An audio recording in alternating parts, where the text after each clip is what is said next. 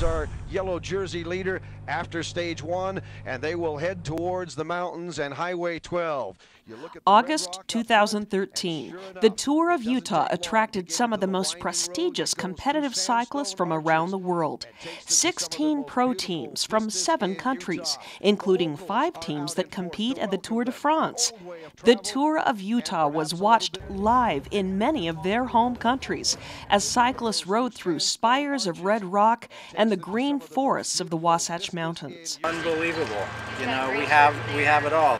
The beauty of the Utah terrain is next to none. The route was spectacular, and for the race, police cleared traffic during each segment as the cyclists approached. Yet on a typical day, cyclists anywhere take big risks when they're using roadways alongside motor vehicles. When the trails are there, they're utilized. They're great. It gets the cyclists out of danger on the road. I've been hit by a car. My son's been hit.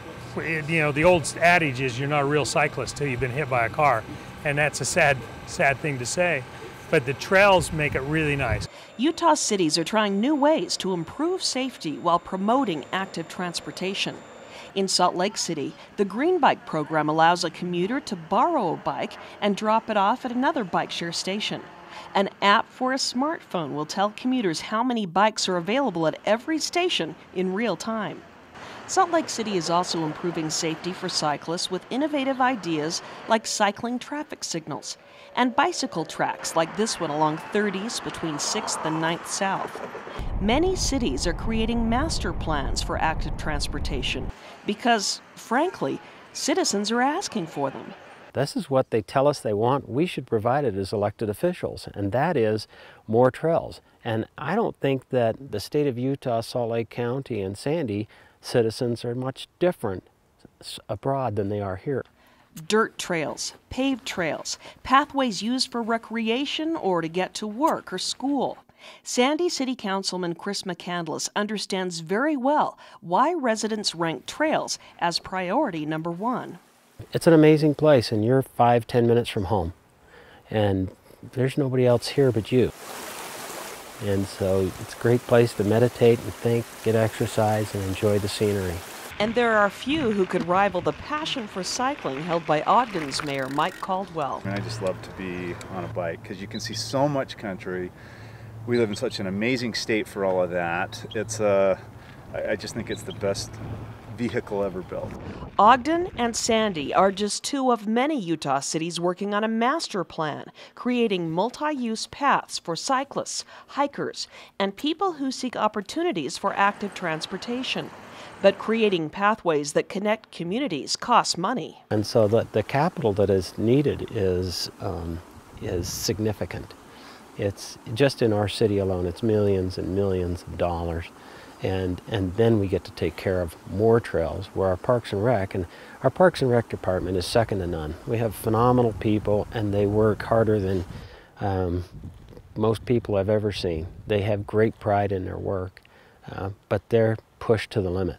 Providing more trails, which is what everybody wants, is great, but then how do we pay for the additional workload that obviously has to be completed? And in many cities and towns, a functional trail system involves roadways that are not within city boundaries. Case in point, Ogden Canyon, which leads from the city to Pineview and Snow Basin.